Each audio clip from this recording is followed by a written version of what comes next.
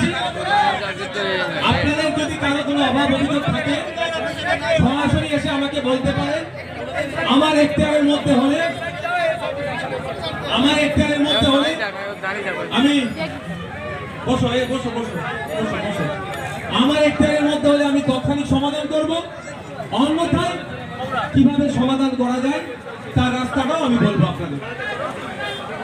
তাই এত মানুষজন আজকে উপস্থিত হয়েছে, আমি আপনাদের কাছে জানতে চাই কটা বাজে এখন? আমি আধ ঘন্টা আপনাদের কাছে থাকবো। কি বিষয়ে বক্তব্য কিছু তো দিতে হবে নাকি? এত মানুষ যখন এসে গেছে, আমি তো মাইক টাইকের ব্যবস্থা করতে বলি না। আমি বলি নর্মাল যাবো, গ্রামের লোক থাকলে তার সমস্যার কথা বলে আমি সমাধান করবো। আসবো বলিনি একদম, না না না না আসবো বলিনি। তো তোমরা যদি বলো আমি কি করতে পারি? আমি আসবো বলিনি। তা আপনারা বলুন কি বিষয়ে আমার কাছ থেকে শুনতে চাইছে? আপনারা বলুন ভাই, কোন বিষয়ে বক্তব্য দিলে আপনারা একটু শুনবেন বলেন। আরে বক্তা অফার করছে আপনাদেরকে, বক্তা তো নিজে থেকে রেডি হয়ে আসে এই বিষয়ে বলবো। বিরোধী বলো, বিরোধী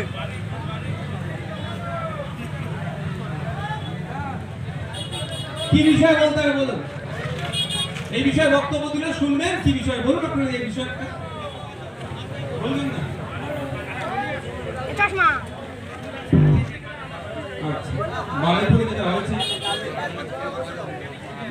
আমি একটা কথা বলবো, আপনি যা বলার বলেছি আপনারা তো বলবো। এসআইআর নিয়ে একটু বলবো কি শুনবেন? হাত তুলুন তো। এসআইআর নিয়ে আপনারা শুনতে চান? হাত তুলে রাখুন। সত্যি শুনতে নয়রা এসআইআর নিয়ে নাকি তাড়িয়ে দেবে বলছো? এসআইআর করে আমাদেরকে শুনবেন? আমি বললাম ওটাকে খারাপ লেগে গেল। আমার বক্তব্য ভয়কে কাটাতে হবে। আমি প্রথমে আপনাদের বলবো, এসআইআর নিয়ে আপনারা আতঙ্কিত হবেন না। আতঙ্কিত হলে কি হবে? এসআইআর সমস্যা মিটে যাবে? কিন্তু তোমরা কথা বলো, আমি কিন্তু বক্তব্য দেবো না। আপনারা কথা বলে আমার তাই বক্তব্য দিতে হবে না।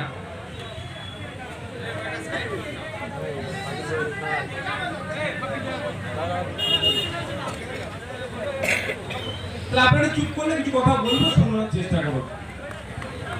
প্রথম কথা হচ্ছে, এসআইআর নিয়ে আপনারা আতঙ্কিত হবেন না। আপনারা যদি আতঙ্কিত হয়ে যান, সমস্যা কি সমাধান হবে? হবে না। সমস্যাকে সমাধানের জন্য রাস্তা বার করতে হবে। এসআইআর নিয়ে তৃণমূল আপনাকে আমাকে আতঙ্কিত করার চেষ্টা করছে, আর বিজেপি আপনাকে আমাকে হয়রানি করার চেষ্টা করছে। ওটা দুজন ভোট ধরা একটা কল, ইঁদুর ধরা কল বাড়িতে আসে নাকি অনেকে, এটা হচ্ছে একটা ভোট ধরা কল। ঠিক 2021 সালে এনআরসি সিএ একটা ভোট ধরা কল ছিল। সিএনআরসি করে নাকি দেশ থেকে তাড়িয়ে দেবে বলেছিল আপনাদের। তো ভাঙড়ের কটা মানুষকে তাড়িয়েছে? আমি বলেছিলাম অমিত শাহ কিন্তু তাদের যদি কত বড় বড় বাবা আছে দেখুক, আমার একটা মানুষকে তাড়িয়ে আমি তাকে দেখে নেবো বলেছিলাম। তো কজন কি দেশ থেকে তাড়িয়েছে ভাই? কিন্তু ভোট পার হয়ে গেছে, ওর ডিউটি শেষ। এখন নতুন ডিউটি নিয়ে এসেছে এসআইআর। তার আগে একটা উদাহরণ দিচ্ছি। আপনাদের যদি কোনো খবর আসে কৃষ্ণমাটি এলাকায় একটা বাঘ ঢুকেছে, সবাই ঘরে গিয়ে দরজা দিয়ে বসে থাকলে সমস্যার সমাধান হবে তো? হবে না? বলেছে বাঘ ঢুকেছে, বাঘ ঢুকেছে, বাঘ ঢুকেছে। বিজেপি বলছে বাঘ ঢুকিয়ে কৃষ্ণমাটি সব মানুষকে খাইয়ে দেবো, আর তৃণমূল বলছে ঘরের মধ্যে ঢুকে পড়ো, ঢুকে পড়ো, বাঘ এসে যাচ্ছে, বাঘ এসে যাচ্ছে, সব খেয়ে দেবে। আপনি তো ঘরে ঢুকে গেলেন, তাহলে বাঘটাকে তাড়াবে কে ভাই? সমাধান হচ্ছে বাঘটাকে তাড়ানো নাকি? বাঘটাকে হয় তাড়াতে হবে, নাহলে জালের মধ্যে বলে বাঁধতে হবে। সেটা না করে কি বলছে একজন, কি বলছে বাঘকে খাইয়ে দেবো, আর অন্যজন বলছে না বাঘ তোদের খেয়ে নেবে, তুই ঘরে ঢুকে পড়। আর মধ্যিখানে বাঘই আসছে না, বাঘই নয় বলে সুন্দরবনে প্রচুর বাঘ, কিন্তু বাঘই খুঁজে পাওয়া যায় না। যাদের খুব ভাগ্য ভালো হয় তারা বাঘ দেখতে পায় ঘুরছে, আর না ওখানে একটা ওই বাঘ আহত বাঘেদেরকে রাখার যে ইয়ে আছে একটা, সেখানে গিয়ে বাঘ দেখতে হবে। তো এই হচ্ছে ব্যাপারটা। এসআইআরটা হচ্ছে আপনাদেরকে আতঙ্কিত করছে, একজন হয়রানি করার চেষ্টা হচ্ছে। আচ্ছা বলুন, বাঘ এসেছে গ্রামে, তাহলে বাঘটাকে তো গ্রাম ছাড়া করতে হবে ভাই, আর নাহলে গ্রামে থাকলে তো বেঁধে রাখতে হবে, প্রথম জাল ফেলে তো আটকাতে হবে। তো যে বলছে বাঘকে আটকাবো, তুমি ঘরে ঢুকে যাও, বাঘকে ধরার দায়িত্ব আমার, সে কি করেছে একটু শুনবেন না আপনারা? উনি বলছেন এসআইআর হতে দেব না, তৃণমূল বলছে এসআইআর হতে দেব না, ভালো কথা, আমরা ভাবছি এসআইআর হবে না। আর আমি বলে যাচ্ছি আপনাদেরকে, কারোর ক্ষমতা নাই এসআইআর কে আটকানোর। এবার আপনি বললেন বিজেপির মতো কথা বলছি, আরে না, আমি সংবিধানের কথা বলছি। আর্টিকেল 324 সংবিধানের আপনার 324 নম্বর ধারায় বলা হচ্ছে, সংবিধানের 324 নম্বর ধারায় ইলেকশন কমিশনকে এই ক্ষমতা দেওয়া হয়েছে। ইতিপূর্বে ভারতবর্ষে 13 বার এই এসআইআর টাইপের হয়েছে বাবা, মাথায় রাখুন আপনারা। যারা আমার বাপের বয়সী, 2002 সালে লাস্ট এসআইআর হয়েছিল আমাদের, এই এসআইআর এর মতো হয়েছিল, তখন পশ্চিম বাংলাতে 28 লক্ষ লোকের নাম বাদ দিয়েছিল। কই হই হই হয়েছিল? আতঙ্কিত কে করেছিল? তখন কেন্দ্র সরকার এসআইআর টাকে নিয়ে রাজনীতি করেনি, তখন রাজ্য সরকার এসআইআর কে নিয়ে রাজনীতি করেনি, ফলে হই হই হয়নি। এখন অপদার্থ কেন্দ্রের যে সরকার চলছে, বিজেপি সরকার, না মানুষের চাকরি দিতে পারছে, না মানুষের রুজি বাড়াতে পারছে, না বেকারত্ব কমাতে পারছে, সবাই ফেল হয়ে গেছে। এখন নতুন নাটক তৈরি করেছে, নাকি ভোটার তালিকা ঠিক করতে হবে, বিদেশি তাড়াতে হবে, গল্প শুনিয়ে ভোট লুটার চেষ্টা করছে। আর আমাদের এখন রাজ্য সরকার যে প্রতিশ্রুতিগুলো দিয়েছিল, এই রাস্তায় বিছবে না, রাস্তায় বিছবে না, ওদিকে বিছবে, যে প্রতিশ্রুতিগুলো দিয়েছিল সেই প্রতিশ্রুতি পূরণে সম্পূর্ণরূপে কি ব্যর্থ হয়েছে।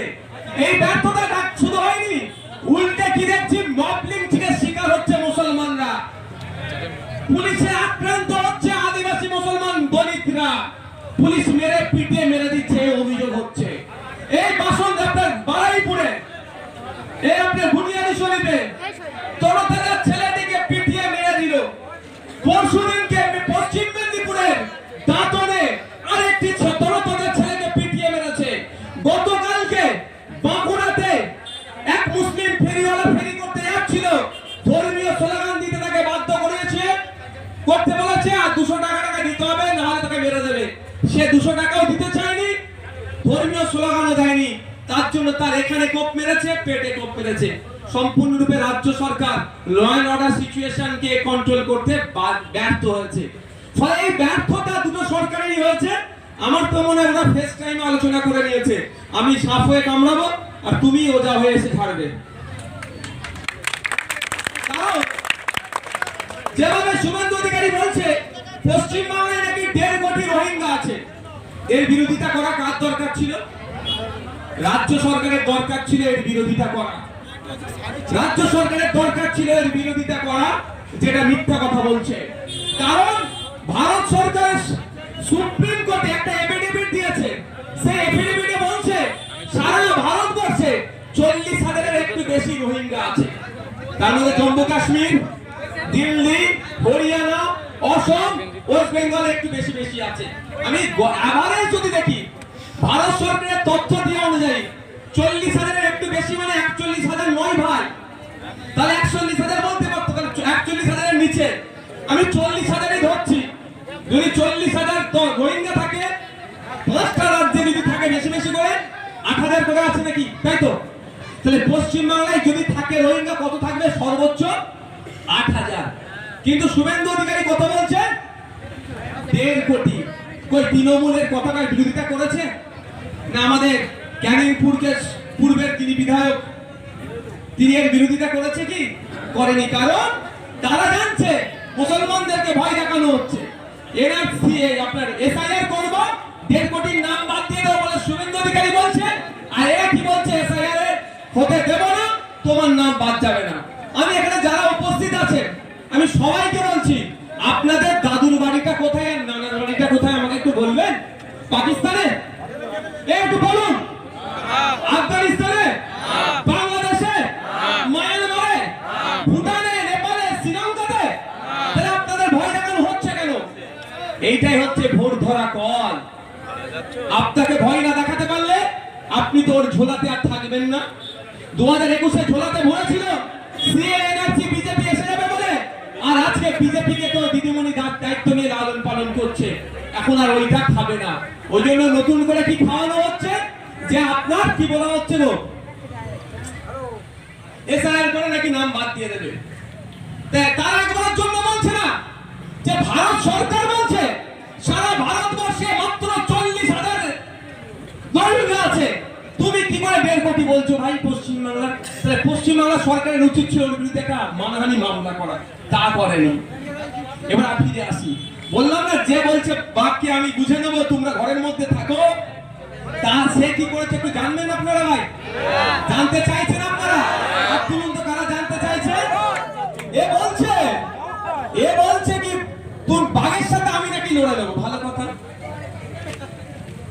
Election commission of India West Bengal পার্টটা যিনি দেখেন, যে অফিসারটা তার নাম চিফ ইলেকট্রাল অফিসার, তিনি একটা নোটিশ পাঠাচ্ছেন কোথায়, নবান্নে। নোটিশ পাঠিয়ে বলছে আমি দ্রুত পশ্চিমবাংলায় এসআইআর করব। ভালো করে শুনবেন কি বলছি, ভালো করে শুনুন আমি কি বলছি।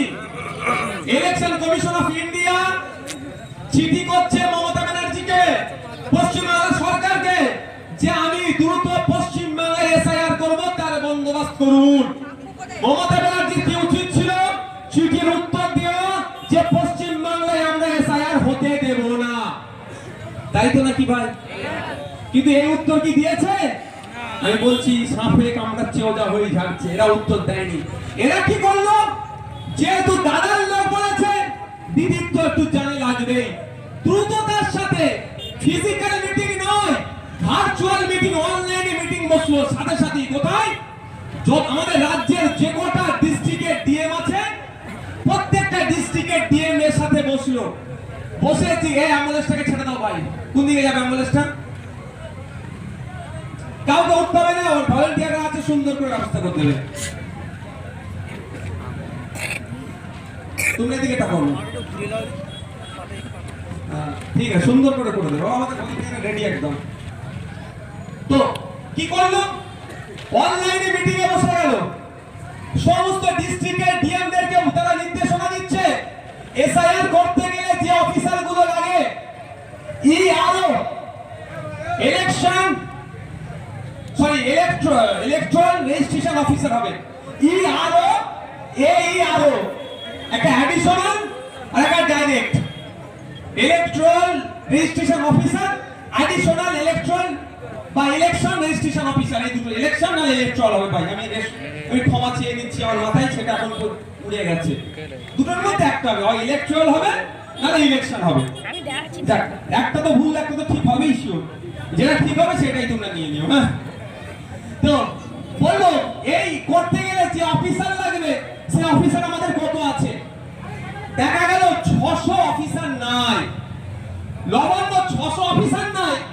ইলেকশন কমিশনকে বললো না যে আমার 600 অফিসার নাই, আমাকে একটু সময় দিতে হবে, আমি পরে ব্যবস্থা করব, বলা দরকার ছিল তো। তার পরিবর্তে নবান্ন নির্দেশ দিচ্ছে সমস্ত জেলাতে তাড়াতাড়ি 600 অফিসার নিয়োগ করা হোক, যাতে দ্রুততার সাথে এসআইআর হবে। আমি মিথ্যা কথা বলছি নাকি? হ্যাঁ, আমি যদি অসত্যি কথা বলি আমাকে ছেড়ে দেবে দিদিমণি মনে হয়? তাহলে এসআইআর করার জন্য কে তৎপর ভাই? রাজ্য সরকার। আমি এর আগেও বললাম শুরুতে, কেউ আটকাতে পারবে না।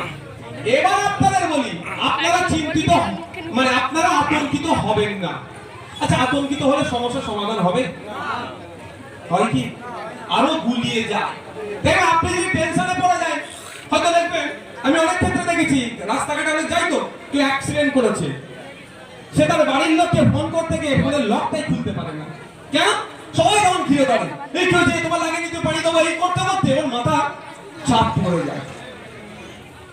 আমি যত জায়গায় থেকেছি, তারা দিয়ে আমি আমার লোকটাকে সরাই, এই সরো তোমরা, ওকে ফাঁকাতে দাও, একজনকে পাঠাও পানি আর এ দিয়ে কি বলে পাখা দিয়ে, ওকে আগে একটু ঠান্ডা হতে দাও, নাহলে মানসিক ভাবে চাপ, অ্যাক্সিডেন্ট করেছে, সবাই ওকে বলছে লাগেনি তো কোথায় লেগেছে, হ্যান ত্যান পানি দেবো, এ করতে করতে ব্রেন আউট হয়ে যাবে।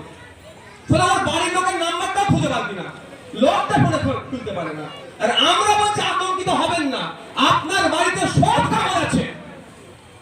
আতঙ্কিত হবে তো শুভেন্দু অধিকারী, আতঙ্কিত হবে মমতা ব্যানার্জি, আতঙ্কিত হবে দিলীপ ঘোষ, আতঙ্কিত হবে কে?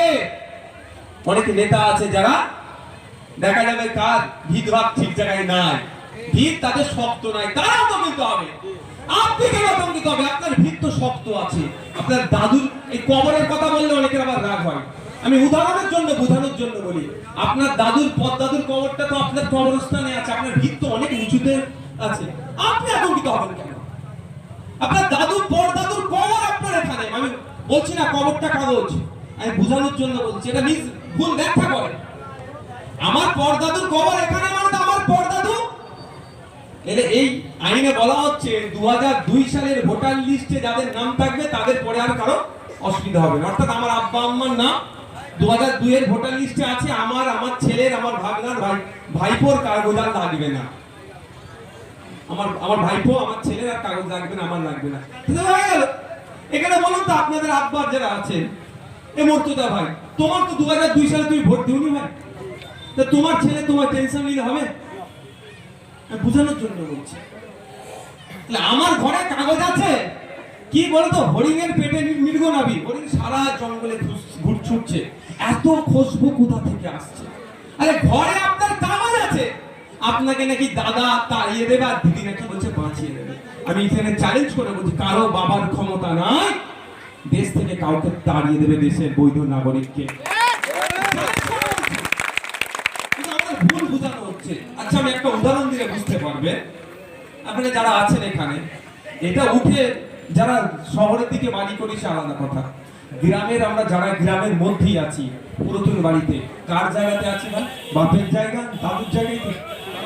হ্যাঁ, কাগজ আছে বলেই তো আছি, নাহলে তৃণমূলের বন্ধুরা কি বলতো, ওটা কাগজ নিয়ে আমি দখল করে নেবো, ক্ষমতা আছে এখন, অন্যায় যত রকমের পাচ্ছে করছে, তাই না? তো কাগজ আছে বলেই তো আপনার দাদুর জায়গায় আপনি বসবাস করতে পারছেন। আপনার বড় চাচার চালের পানিটা আপনার উঠোনের ওপরে যাচ্ছে বলে বারাইপুর কোর্টে মামলা করে রেখেছেন, হসনি আপনার কিসের ভিত্তিতে? কাগজটার জন্য। ওই কাগজটাই তো আপনার এনআরসি, সিএ যাই বলুক না কেন আপনার প্রমাণ। তবে আমাদের যেটা ভুল আছে সেটা ঠিক করে নিতে হবে। কি জানেন? মোল্লা মোহাম্মদ আব্দুল করিম আধার কার্ডে, আব্দুল করিম মোল্লা মোহাম্মদ ভোটার কার্ডে, মোহাম্মদ মোল্লা আব্দুল করিম প্যান কার্ডে।